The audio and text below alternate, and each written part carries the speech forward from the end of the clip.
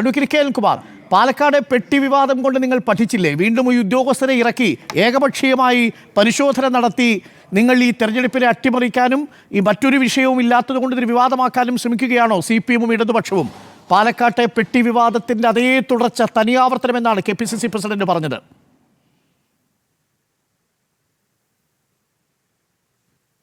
CPM-നും ഇടതുപക്ഷ ജനാധിപത്യ മുന്നണിക്കും അതിൻ്റെ അഭിമാനം നിറഞ്ഞ സ്ഥാനാർത്ഥിയായ സഖാവ് M സ്വരാജിനും ഇവിടുത്തെ ജനങ്ങൾക്കും നിലമ്പൂരിലെ ജനങ്ങൾക്കും ഈ തെരഞ്ഞെടുപ്പിനെ നയിക്കാൻ ഒരു വിവാദത്തിൻ്റെയും അകമ്പടി ആവശ്യമില്ല.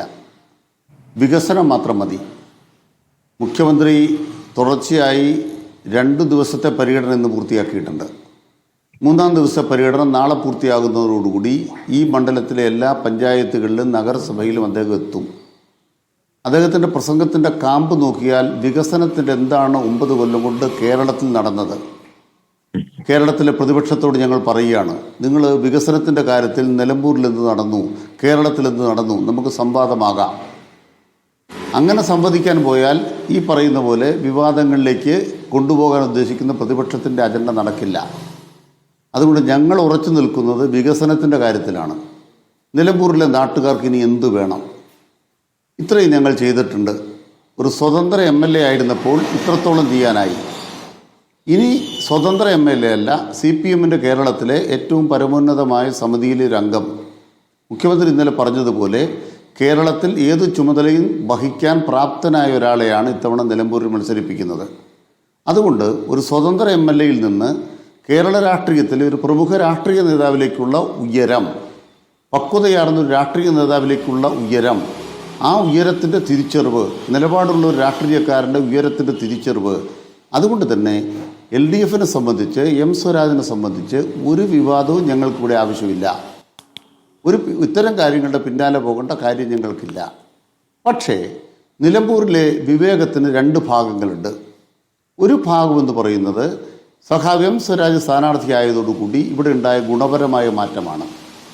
അദ്ദേഹം പ്രകടിപ്പിച്ച നിലപാടുകളുടെ ധീരത സ്വരാജിന് ഒരു അംഗീകാരത്തിൻ്റെ മികവുണ്ടാക്കി കൊടുത്തിട്ടുണ്ട്. മറുഭാഗം സ്ഥാനാർത്ഥിയെക്കുറിച്ച് ഞാൻ പറയുന്നില്ല. പക്ഷെ മറുഭാഗത്ത് ആരാണ് ആ സ്ഥാനാർത്ഥിക്ക് പിന്നിൽ? എന്തൊരു അഹങ്കാരമാണ്, എന്തൊരു ധിക്കാരമാണ്. അഹങ്കാരത്തിൻ്റെയും ധിക്കാരത്തിൻ്റെയും മൂർത്ത രൂപങ്ങളായ 2 ആളുകൾ. ആ 2 ആളുകൾ ഈ തെരഞ്ഞെടുപ്പ് കാലത്ത് ചെയ്തു വെച്ചിട്ടുള്ള ഐക്യജനാധിപത്യ മുന്നണിക്കും ഈ നാടിനും ചെയ്തു വെച്ചിട്ടുള്ള ദ്രോഹങ്ങൾ ചെറുതാണോ?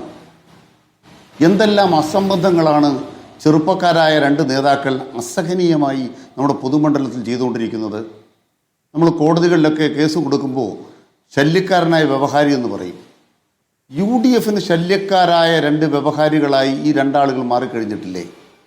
എന്തൊരു ദയനീയ പതനമാണ്. ഇടതുപക്ഷ ജനാധിപത്യ മുന്നണിക്ക് സ്ഥാനാർത്ഥി ഉണ്ടോ എന്ന് ചോദിച്ചു OLX-ൽ ഒരു പരസ്യം കൊടുക്കാനുള്ള തൻ്റെ ഇടം, ആ തൻ്റെ ഇടമാണോ അതോ അധപ്പതനമാണോ അദ്ദേഹം ചെയ്യുന്നത്? ഇവരൊക്കെ ഒരു മഴയത്ത് കുരുക്കുന്ന തകരകൾ മാത്രമാണ്. ഈ തകരകൾക്കൊന്നും കേരള രാഷ്ട്രീയം എന്താണെന്ന് മനസ്സിലായിട്ടില്ല. ഇവർ 2 ആളുകൾ കൂടി ഇങ്ങനെ കാണിക്കുന്ന ഈ ഷോകളിലൂടെ കേരളമാകെ ഇവരുടെ പിന്നാലെ നിൽക്കും എന്ന എന്തോ തെറ്റിദ്ധാരണയിലാണ് ഈ ഖദർ ഗ്ലാമറുകൾ പ്രവർത്തിച്ചു കൊണ്ടിരിക്കുന്നത്. അതുകൊണ്ട് തന്നെ പറയാൻ ആഗ്രഹിക്കുന്നത്, ഇവർ ഐക്യജനാധിപത്യ മുന്നണിക്ക് കോൺഗ്രസിന് എത്ര ഭാരമാണ്. ഒരു ജൂനിയർ MLA എന്ന് ഈ മനുഷ്യനെ തള്ളിപ്പറയേണ്ടി വന്നില്ലേ? ഈ ഷോ നടത്തിയ ആളെ ഒരു ജൂനിയർ MLA എന്ന് പ്രതിപക്ഷ നേതാവിന് തള്ളിപ്പറയേണ്ടി വന്നില്ലേ? പാതിരാത്രിയിൽ തലയിൽ മുണ്ടിട്ട് പോവുക. പകല് പറയുന്നത് എന്താണെന്ന് വെച്ചാൽ, ഞങ്ങൾ അയാളുടെ പടിയിൽ പോകത്തില്ല, ഞങ്ങൾക്ക് അയാളെ വേണ്ട, ഞങ്ങൾ തള്ളി വാതിൽ തുറക്കില്ല. രാത്രിയാകുമ്പോൾ അയാളുടെ കിളിവാതിൽ തുറന്ന് അകത്ത് കയറുകയാണ്. എന്നിട്ട് എന്താ പറയുന്നത്? മറ്റേ ആൾ ന്യായീകരിക്കുകയാണ്. മറ്റേ ആൾ പറഞ്ഞു വിട്ട ആൾ ന്യായീകരിക്കുകയാണ്. ഈ 2 ആളുകളും ഇരട്ടകളെ പോലെ കളിച്ചുകൊണ്ടിരിക്കുകയാണ്. എത്രയോ കളികൾ തീർന്നോ? ഇവർ ഈ ദിവസങ്ങളിൽ കാണിച്ച കോലാഹലങ്ങളൊക്കെ കണ്ടോ? എന്തെല്ലാം പേക്കൂത്തുകളാണ് നിലമ്പൂരിൽ ഈ 2 ആളുകൾ ചേർന്ന് നടത്തുന്നത്. യുവജനപ്രതിനിധികൾ ഇവർ കണ്ടുപഠിക്കണ്ടേ? മുസ്ലിം ലീഗിൻ്റെ MLA MP ആയിട്ടുള്ള ശ്രീ അബ്ദുൽ വഹാബിനെ പരിശോധിച്ചില്ലേ?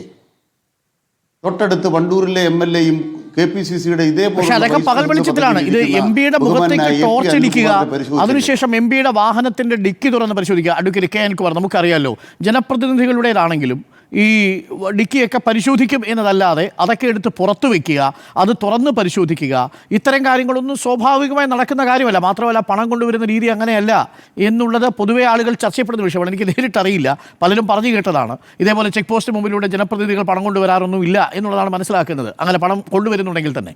അപ്പോൾ അങ്ങനെ ഒരു ഡ്രാമ ഈ ഉദ്യോഗസ്ഥർ സൃഷ്ടിച്ചിട്ടുണ്ടോ എന്നുള്ളതൊരു ആശങ്കയുണ്ടെന്നേ. അതെ, അവിടെ കൃത്യമായിട്ട് പറയാം. ഒന്ന്, അവിടെ ഒരു ചെക്ക് പോസ്റ്റ് ഉണ്ട്, താൽക്കാലികമാണ്. അത് തെരഞ്ഞെടുപ്പ് കമ്മീഷൻ്റെ ചെക്ക് പോസ്റ്റാണ്. BSFലെ ഉദ്യോഗസ്ഥരെ അടക്കം നിയോഗിച്ചുകൊണ്ട് ഒരു നിയോജക മണ്ഡലത്തിലേക്ക് കടന്നു വരുമ്പോൾ ആ നിയോജക മണ്ഡലത്തിലേക്ക് കടന്നു വരുന്ന വാഹനങ്ങൾ ചെക്ക് ചെയ്യുന്നു. പണം മാത്രമാണോ ചെക്ക് ചെയ്യുന്നത്? തെരഞ്ഞെടുപ്പിന് ഒരു മദ്യം ഒഴുക്കാറില്ലേ?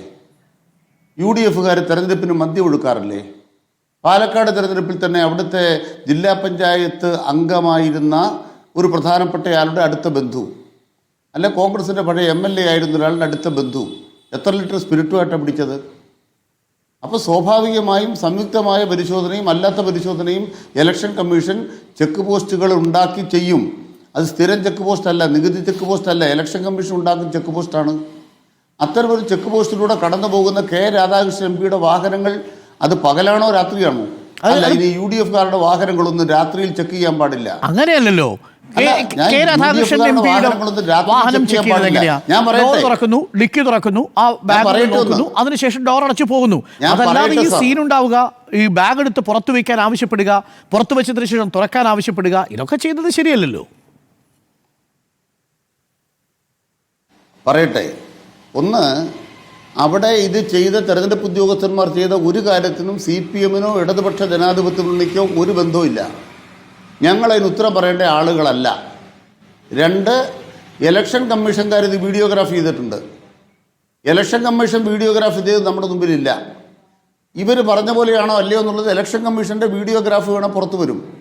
പുറത്തു വരണം, എന്ത് വേണം? ഇവർ പരാതിപ്പെടണം. ശരി, എന്താണ് യാഥാർത്ഥ്യത്തിൽ നടന്നത്? ശരി, ഞാൻ രണ്ടാം ഘട്ടത്തിൽ വരാം. കൂടുതൽ കാര്യങ്ങൾ അതിഥികളുണ്ട്. ഒരു കാര്യം അല്ലല്ല, അരുണ ഒരു കാര്യം കൂടെ പറയണം. ഇവര് ബഹുമാനപ്പെട്ട അരുൺ തന്നെ ഇടയ്ക്ക് ഒരു കോറിയോഗ്രാഫ് ചെയ്ത് കാണിച്ചല്ലോ നിങ്ങളുടെ പരിപാടി. പാലക്കാട് ഒരു നീലപ്പെട്ടിയായിട്ട് ഇവർ ഓടുന്ന കണ്ടു. ഇവിടെ പെട്ടി തുറക്കാത്തത് എന്താണെന്നാണ് ഇവരുടെ തർക്കം. അവിടെ ഒരു നീലപ്പെട്ടിയായിട്ട് വന്ന് ഒരു സ്ഥലത്തുനിന്ന് വേറൊരു 50 അടി അകലെയുള്ള വേറൊരു സ്ഥലത്തുനിന്ന് വേറൊരു വണ്ടി കയറുന്നു. അവിടുന്ന് പിന്നെ നിങ്ങൾ തന്നെ കാണിച്ച പോലെ, വിഷ്വലൈസ് ചെയ്ത് കാണിച്ച പോലെ തൊട്ടടുത്ത് ചെന്നിട്ട് വേറൊരു വാഹനത്തിൽ കയറി ജില്ല വിട്ട് ഓടുന്നു. ഈ ഓട്ടം ഇവിടെ ഉണ്ടായില്ല. അവിടെ ഓടിയതിന് കാരണം എന്താ? ഇവിടെ ഓടാതിന് കാരണം എന്താണ്? ഇവർ ഓട്ടക്കാരാണ്. ഇത്തവണ ചിലപ്പോ ആരോപണം മാത്രമാണ്. ഓടേണ്ട കാര്യങ്ങൾ അവർ കൊടുത്ത പരാതിയിൽ ഇടതുപക്ഷ സർക്കാരിന്റെ പോലീസ് അന്വേഷിച്ചിട്ടൊരു പൊടി പോലും കണ്ടെത്തിയില്ല. പെട്ടി അത് വാസ്തവമാണ് അനിൽകുമാർ. അതുകൊണ്ട് പാലക്കാട് പെട്ടിക്ക് പാലക്കാട് ജനങ്ങൾ മറുപടി പറഞ്ഞു. നിങ്ങൾ സ്ഥാനാർത്ഥിയെ പാലക്കാട് രാഹുൽ മാങ്കൂട്ടത്തിൽ വിജയിക്കുകയും ചെയ്തു. അരുണെ മനസ്സിലാക്കണം, പാലക്കാട് നിയോജകമണ്ഡലം കയ്യിലെടുത്താണ് ഓടിയത്. അറിഞ്ഞിട്ടില്ലേ? ഈ വിവാദങ്ങളുടെ ഒക്കെ ബാക്കിയായി പാലക്കാട് ഒരു തെരഞ്ഞെടുപ്പ് നടന്നു, റിസൾട്ട് വന്നു.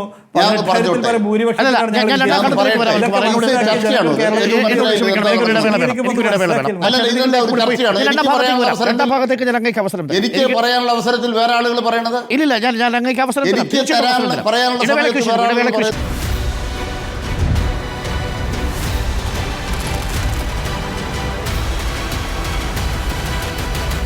Debate with Dr. Arun Kumar.